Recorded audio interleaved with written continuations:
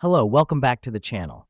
Today we're diving right into how to create a personal finance tracker with Airtable, the 2025 guide. First up, you'll want to create a new base in Airtable. Click on Add a Base and select Start from Scratch. This is our foundation, the starting point for organizing our financial data.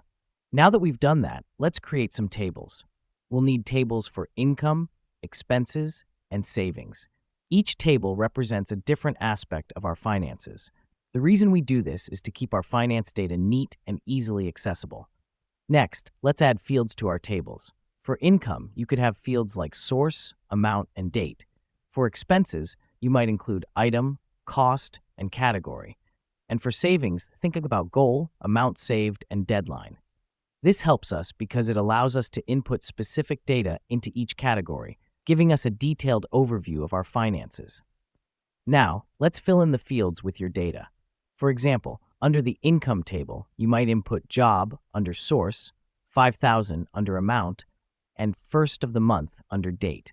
This step is crucial because it personalizes your finance tracker to suit your unique financial situation.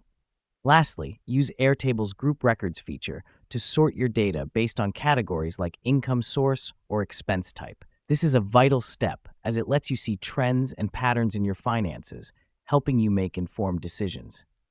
And just like that, you've created your personal finance tracker in Airtable.